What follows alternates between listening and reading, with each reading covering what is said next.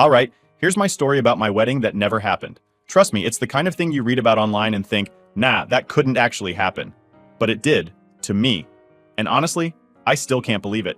So, let's rewind a bit. I'd been with James since we were teenagers. High school sweethearts, college sweethearts, you name it. He was my first serious relationship, and for years we were like that couple everyone envied, or so I thought. We got engaged at 22 with a wedding planned by 24. I thought I knew him inside and out. We talked about everything, future plans, travel dreams, even baby names. It felt like my life was perfectly mapped out and James was right there in every part of it. But here's where things get a little strange. James and my younger sister Tasha had always been close. They joked around a lot, texted each other, shared memes, all that. They'd even hang out alone sometimes, which I thought was nice, you know? I figured it's great when family and partners get along. Better that than the horror stories you hear about in-laws who hate each other. So I never questioned their friendship. I wanted to be the cool fiancé, the one who's laid back and totally unbothered. There were a few times when things felt a bit weird, though. Tasha's ex-boyfriends, for example, were all super jealous of James. They'd complain to her about how close she was with my fiancé, and at the time I thought they were just insecure. I brushed it off as their problem, not mine. I trusted James completely. But sometimes I'd notice little things, like how James would look at Tasha or how he'd lean in close when they talked. Nothing huge, just small stuff that made me wonder. But I'd always tell myself, nah, you're just being paranoid. They're family now. And I let it go. Fast forward to the big day, wedding day. The day that was supposed to be the start of my new life. The day where everything would finally come together.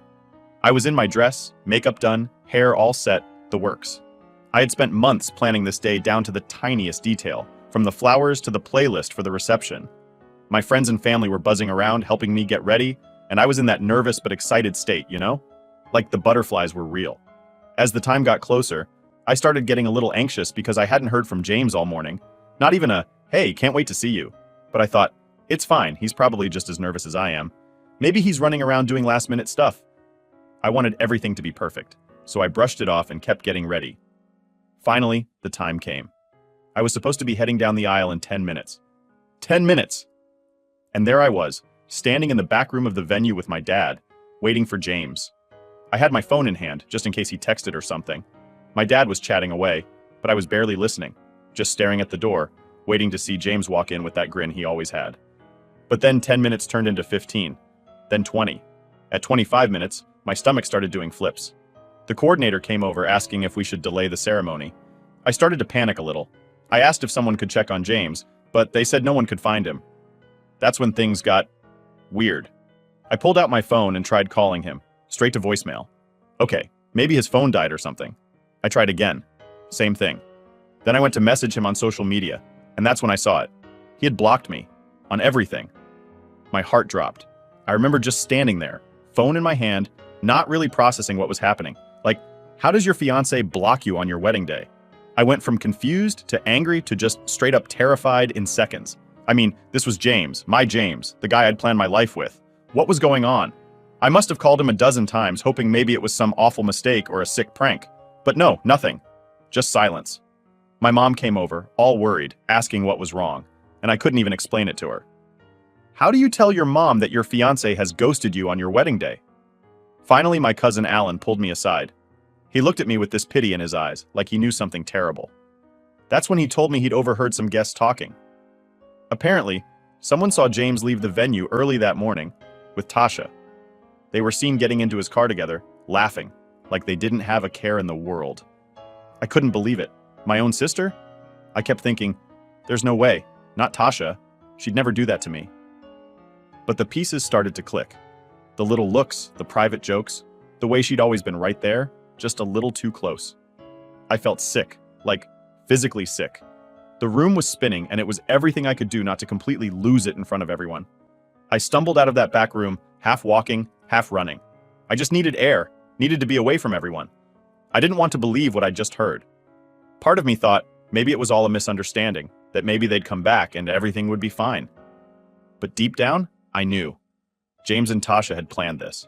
They'd left me here, dressed up and waiting, surrounded by friends and family, all to run off together. I must have sat outside for hours just staring at my phone, hoping for some miracle text, some explanation. But there was nothing. Just silence. I watched as guests trickled out, giving me those looks of pity, those awkward hugs, and "I'm so sorry" glances. My mom kept coming by, asking if I wanted to talk, but I couldn't. What was I supposed to say? My fiancé and my sister just ran off together, but hey, no big deal? Eventually, I was the last one left at the venue. Just me in my wedding dress, alone. I don't even remember getting home. I must have been on autopilot, just going through the motions. That night, I sat on the edge of my bed, still in my dress, feeling completely hollow. It was like everything I'd believed in, everything I'd planned had just vanished in one brutal, humiliating instant. And that was it. No wedding, no fiancé, no sister, just me, left to pick up the pieces. After the disaster that was my wedding day, you'd think I'd hit rock bottom and just start to bounce back up, right? Like there's nowhere lower to go after being left alone in a dress in front of everyone I know. But no, it turns out there was a whole new level of low waiting for me after that day. In the beginning, I was just numb. Like, I can't even describe how detached from reality I felt. My phone kept lighting up with texts and calls from people wanting to know what happened or offering their sympathy, but I couldn't bring myself to answer. I put it on silent and threw it somewhere, trying to ignore that any of this was actually real. I didn't even want to leave my room, didn't want to talk to anyone. My family, friends, everyone was reaching out, but what could they say that would actually make any of this better? Then the shock started to fade, and that's when it hit me. I was angry. Angry doesn't even begin to cover it. My mind was a constant loop of questions like, why? How could they do this to me? And what did I do wrong? I was losing sleep, replaying every single memory, analyzing every small interaction I'd had with James and Tasha, trying to figure out if there was something I'd missed, some sign I could have caught earlier. It was torture, but my brain wouldn't let me let it go. I guess I needed to find some explanation, anything that would help me make sense of it all. Then I started doing the one thing everyone told me not to do, stalking their social media. Yeah, I know, bad move, but I couldn't help it. I needed to know what they were up to, if they were flaunting their relationship, or if they'd just gone off grid. Tasha had blocked me, so I used a friend's account to look her up. There wasn't anything on her page, no posts, no photos with James, nothing. It was like she'd wiped her entire online existence clean. That somehow made it worse because now, it felt like they were hiding something, and I was left in the dark with nothing but my assumptions. Eventually, I hit this weird stage where I wasn't just angry, I was embarrassed. I kept replaying that wedding day, remembering how I'd sat there, waiting like an idiot, not even realizing what was going on. I couldn't shake the humiliation of it all. People had flown in, gotten dressed up, and spent their time and money to be there. And for what? For me to get humiliated in front of everyone.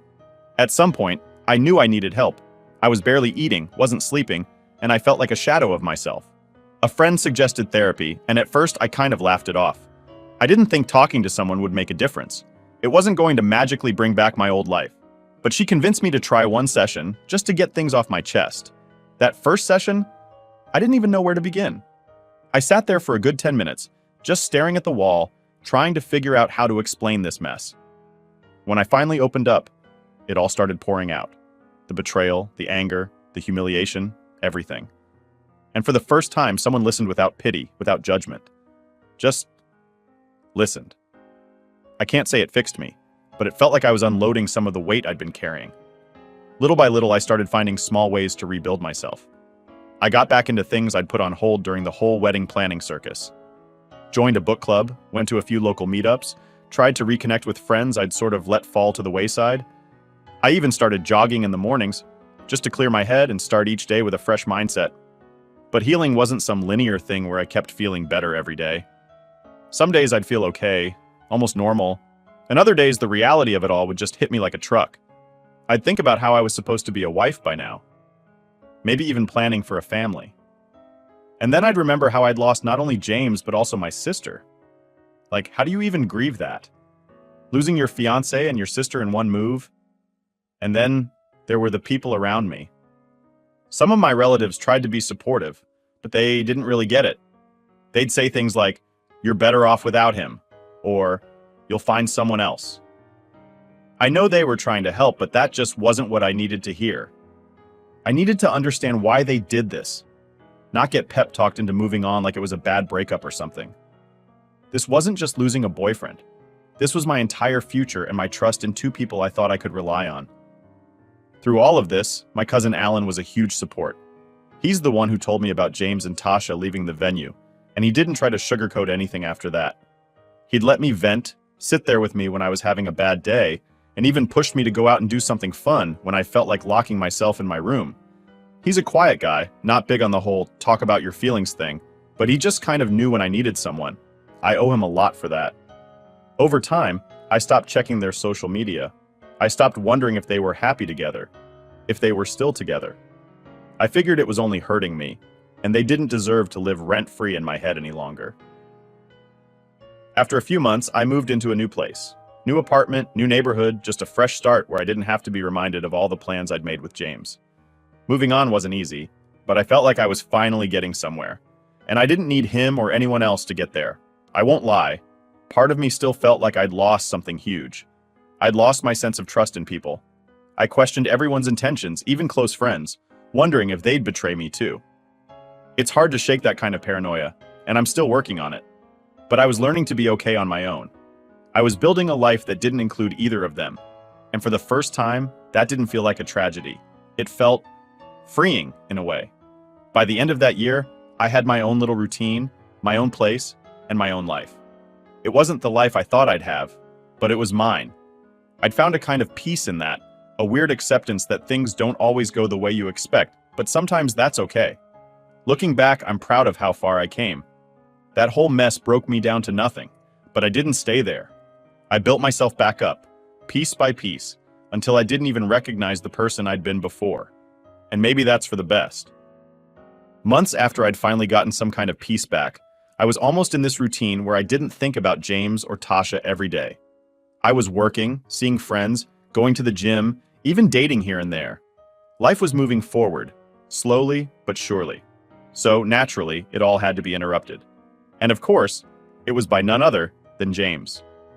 One random Tuesday night, my phone buzzed with an unknown number. I almost didn't answer, thinking it was probably just another spam call. But something in me was curious. I picked up. "Hello?" I said, half distracted. There was a pause, and then I heard it. James's voice on the other end. "Hey, it's me." For a second, I thought it was a sick joke. My brain struggled to register that I was actually hearing his voice after all these months. This was the guy who'd left me alone in a wedding dress, the guy who had run off with my sister. And here he was, acting like it was just some normal catch-up call. My stomach did a flip, and all that anger and hurt I'd pushed down just started bubbling up. "What do you want, James?" I kept my voice cold, trying not to let him hear how his call was getting to me. He sounded different. His voice was rough, like he'd been crying or maybe just hadn't slept in days. I just wanted to talk. I know this is weird, but I need you to hear me out." My first instinct was to hang up right there. I didn't owe him anything. But my curiosity got the better of me, and I figured what's the worst that could happen by just hearing him out? So I stayed silent, waiting for him to spill whatever he had to say. "I'm sorry," he started, his voice barely a whisper. I know that doesn't even begin to cover it, but I needed to say it. I've been a mess, trying to figure out how I ended up here, and I finally read all those messages you sent me on our wedding day. At that, I almost laughed. It took him this long to read the texts I'd sent in pure desperation, trying to stop him from running off with my sister. The texts where I told him everything I'd heard about Tasha's lies, her ex, the pregnancy rumors, all of it. He hadn't even bothered to read them until now. "What do you expect me to say, James? You ran off with my sister on the day we were supposed to get married, and now you want to talk?" My voice was shaking, and I hated that he still had this effect on me. I know how it sounds, but I was wrong about everything. I should have listened to you. I should have trusted you. I've spent months realizing how big of a mistake I made, and I know it's too late, but I wanted you to know that I'm sorry. There was this long silence where I didn't know what to say. He sounded genuinely regretful, but what did that change? My life had been ripped apart, and his sorry wasn't going to fix any of that. Part of me wanted to scream at him, but I was just too drained. So I let him talk. He started rambling about Tasha, saying that things hadn't exactly been the fairy tale he'd thought they would be. Apparently, she'd turned into someone he barely recognized, always out with her friends, blowing through his money, and treating him more like a piggy bank than a partner. I could hear the regret in his voice, and yeah, maybe it felt a little like justice. But it didn't erase what he'd done to me, You made your bed, James, I finally said, cutting him off. You and Tasha both. You hurt me in a way I didn't even know was possible. And now, just because you're unhappy, you want sympathy? No. I don't expect you to feel sorry for me. I miss you, he said, his voice breaking a bit. That was it for me. I almost laughed again. But this time it was more out of frustration than anything. You miss me? Are you kidding? You threw everything away for my sister, James. Whatever you're feeling right now, it's your problem, not mine. He was quiet for a second, and then he sighed. I know I can't make it right. I just needed you to know that I regret it. I was stupid and blind, and I lost the best thing that ever happened to me. I sat there, phone in hand, not really sure what to say. On one hand, I'd wanted this moment for months, to hear him admit he'd screwed up. But now that I had it, it felt hollow. His regrets didn't make any of the pain go away. They didn't make me feel better or undo the humiliation I'd gone through. Look, James, I said, trying to keep my voice steady. I've moved on. My life isn't about you anymore, and I don't want to reopen old wounds. Whatever issues you have with Tasha, they're yours to deal with. I've got my own life now. He didn't argue, didn't push. He just let out this long sigh, like he knew this was the end of it. I understand. I won't bother you again, he mumbled, sounding defeated. And with that, he hung up. I just sat there, staring at my phone, trying to process everything. It felt like closure in a way, but it also stirred up things I thought I'd buried. I hadn't expected to feel so much after that call, but there I was, flooded with memories of all the plans we'd made and all the betrayal he'd left behind. It was like ripping open a wound that had barely healed. But as the days went by, I realized I didn't feel as haunted by it anymore. Hearing him say he was sorry, hearing the regret in his voice, it didn't fix anything, but it helped me let go of any last bits of anger I was still holding onto. I didn't need revenge or payback. I didn't need him to be miserable. I just needed to know that I was done with him for good. After that call, I blocked his number. I wasn't going to let him keep popping back into my life whenever he felt like it. I was finally in a place where I felt like I could breathe again, and he wasn't going to take that away from me. That chapter was closed, locked, and thrown away. Looking back, that call was exactly what I needed. Not because I wanted him back or because I wanted his apologies, but because it gave me proof that I'd made the right choice by letting him go. Thought that after James's call, I'd finally have a bit of peace. Like that was the final bit of closure I needed. But what I didn't see coming was the storm brewing with my family. Because of course, it wasn't enough for James to come out of nowhere. My family had to get involved too. The day after James called, my mom reached out. At first, it was a simple text, just a, "Hey, we haven't talked in a while, how are you?" Which felt way too casual, given everything that had gone down. We hadn't exactly been on speaking terms since the wedding disaster. My family tried to stay neutral through it all, but neutral somehow always meant backing Tasha up. After everything she'd done, they acted like it was just a misunderstanding and they expected me to brush it off. So yeah, I'd kept my distance. But here's the thing. When my mom messaged, I still felt that twinge of hope. I thought maybe she was reaching out to finally acknowledge what I'd been through, to actually take my side for once. So, like an idiot, I replied, and before I knew it, we were setting up a family dinner at my parents' house. I told myself that maybe this was the moment they'd see what I went through. I'd be able to finally get that validation I'd been wanting for so long. I showed up at their place with a mix of nerves and some weird sense of excitement. Walking in, I could feel all those old memories, the ones of happy family dinners, movie nights, holidays. All those times I thought we were a solid family. But as soon as I sat down, I could tell something was off. My parents were too stiff. My mom was making small talk, asking about work and my friends. But there was this edge in her voice that I couldn't ignore. Then, without warning, she brought up James. I felt my stomach drop. She wanted to know why he'd reached out to me and what we talked about. Apparently she'd heard through some grapevine, probably Tasha, that we'd been in contact. It was weirdly invasive, like she had a right to know all the details of my personal life. "Why does it matter, Mom?" I asked, trying to keep my cool. "I haven't been with James in ages. You guys know that," she sighed, giving me that look she used to give me when I'd get a B on a test in school, like I was disappointing her by not doing exactly what she expected. "It just feels like you're stirring up old wounds, you know? You've moved on. Tasha has moved on." And there it was, Tasha. Everything always seemed to come back to her. Tasha had moved on, so naturally, I was expected to do the same. As if I hadn't been the one actually betrayed. As if I was somehow still holding on to this for the drama or something. "I'm not the one who reached out," I said, trying to keep the anger out of my voice. "James called me, out of nowhere. I didn't even want to talk to him." My dad cleared his throat, looking uncomfortable but jumping in anyway. You know, honey, maybe it's time we all just let this go. Tasha's still family, and she's had her own struggles. Can't we all just put this behind us? That's when I realized they weren't reaching out to make things right. They weren't looking for my side, my perspective. They just wanted me to forgive and forget, to make things easier for them. They wanted me to move on, so they wouldn't have to keep dealing with this messy, uncomfortable family drama. In their eyes, Tasha could be forgiven for anything, but I was the one holding on to a grudge. Are you serious? I asked, my voice starting to shake. She's still family? I was supposed to marry James. She ran off with my fiancé, left me standing there like an idiot. And you think I'm the one who should just move on? Like it's nothing? They looked at each other, then back at me, and my mom gave me this sad little smile like she was dealing with a difficult child. Sweetheart, we know it was hard on you. But Tasha's still our daughter, and she needs support too. I just stared at them, stunned. The message was clear. I was expected to take the high road, to suck it up and be the bigger person. Tasha was the one they were worried about. Not me, not what I went through. Tasha, the golden child who could do no wrong in their eyes, even when she'd stabbed me in the back. Something in me snapped. I pushed my chair back and stood up, my hands shaking. I'm done, I said, my voice stronger than I felt. You're asking me to ignore everything she did, to pretend like none of this happened, just because it makes you uncomfortable. Well, guess what? I'm not just moving on because it's convenient for you. My mom tried to say something, but I didn't let her. I grabbed my stuff and walked out, leaving them sitting there, shocked. I'd always been the quiet, compliant one, the one who never made waves. But in that moment, I knew I couldn't be that person anymore. They wanted me to sacrifice my own peace, my own feelings, for the sake of keeping the family together. And I wasn't going to do it. The car ride home was a blur. I was angry, hurt, but mostly just sad.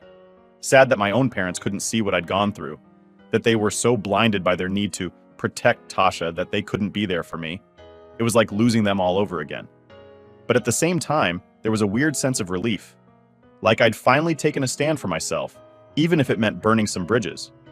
For the next few days, I didn't answer their calls or texts. They left voicemails, sent long messages, but I couldn't bring myself to listen or read any of them. I was exhausted, emotionally drained from years of putting myself last to keep them happy. And I didn't want to keep doing that. Then, a few days later, my cousin Alan reached out. Alan had been my rock since the wedding disaster, the one family member who didn't pressure me to get over it or play nice. He didn't try to lecture me or make excuses for anyone. He just listened.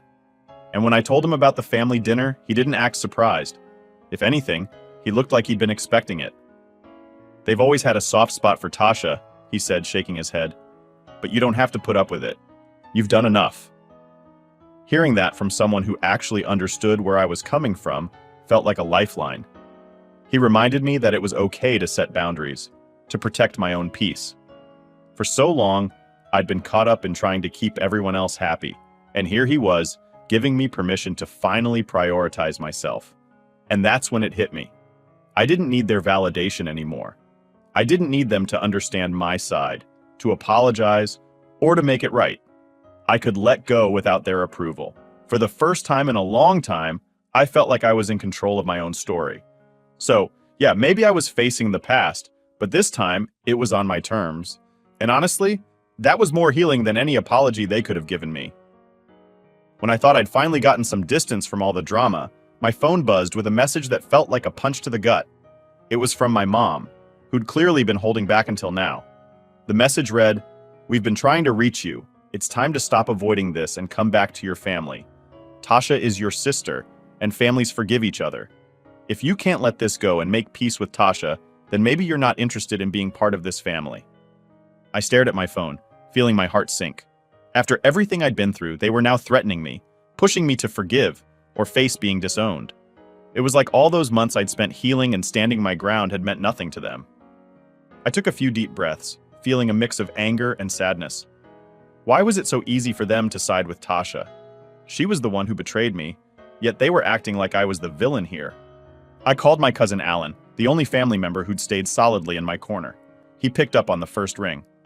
"They're giving me an ultimatum, Alan," I said, not even bothering with a greeting. There was a silence on the line, then a deep sigh.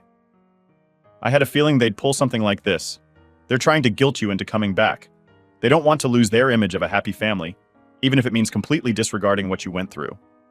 I felt a lump in my throat, holding back the urge to scream. How can they just act like none of this was a big deal? I mean, I was left at my own wedding. Tasha and James didn't just hurt me, they humiliated me, and they want me to just let it all go? Because it's easier for them, Alan said. If you forgive Tasha, then they don't have to deal with the reality of what she did. They get to pretend it was just a mistake and move on. They're doing this for themselves, not for you. Hearing it put so bluntly somehow helped. He was right. My family wasn't asking for my forgiveness because they cared about me. They were doing it because they didn't want to face the consequences of their own failure to hold Tasha accountable.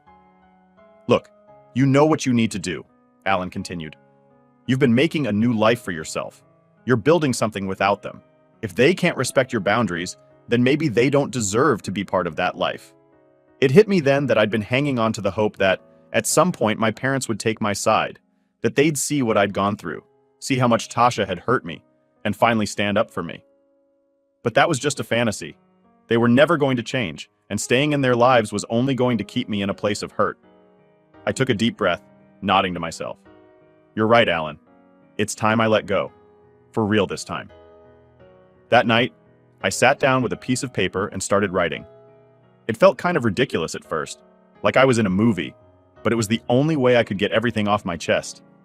I wrote down everything, how betrayed I'd felt by Tasha and James, how humiliated I'd been on that day, and how hurt I was that they'd taken Tasha's side. I told them that if they couldn't respect my feelings or even acknowledge what I'd been through, then there was nothing left to say. When I finished, I read it over, my hands shaking a little. But as I reread my words, I realized how much I'd been holding in. All the hurt, the anger, the disappointment, it was all there on the page. This was my chance to finally let go, to stop looking back and start moving forward without the weight of their expectations and demands. The next day, I mailed the letter. I didn't expect them to understand. I didn't expect an apology or even a reply. This was for me, a final way to draw a line and protect myself from any more hurt. And as hard as it was, I felt lighter, knowing that I'd done what I needed to do. In the weeks that followed, my family tried every way possible to get back in touch. My dad sent emails, messages popped up from my mom on every social media platform, and even distant relatives started reaching out.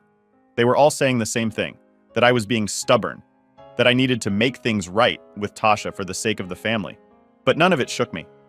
I had said my piece, and for the first time, I felt at peace with that. Alan kept me updated on what was going on, and apparently Tasha was still playing the victim, acting as though I was the one causing the family divide. My parents, from what I heard, were making excuses for her left and right, brushing off what she'd done as a mistake of youth or some nonsense like that. It was maddening, but I realized that it was their problem now, not mine. I threw myself into my new life, focusing on things that actually brought me joy. I got more involved in work, took on new projects, and even made a few close friends who knew nothing about my past and just saw me for who I was. For once, I was living for myself, not trying to fit into someone else's idea of who I should be. Then one evening, I was out with my new friends when my phone buzzed. I glanced down to see an email notification from my dad. I felt a pang of guilt, but then I reminded myself of all the pain I'd gone through, all the times I'd been asked to just let it go for their convenience. I knew I couldn't go back to that. I deleted the email without reading it, feeling a weird sense of satisfaction. I was done with their guilt trips and their demands. Life kept moving forward. Every day felt a little brighter, a little easier, as I stopped looking back and focused on what I wanted. Sure, there were moments where I'd feel a twinge of sadness, a reminder of what I'd lost. But then I'd remember all that I'd gained, the freedom, the peace, the chance to be myself without any strings attached. In the end, breaking away was the hardest and best thing I'd ever done. It wasn't the life I'd imagined, but it was a life I'd built on my own terms. And for the first time in a long time, I felt like that was enough.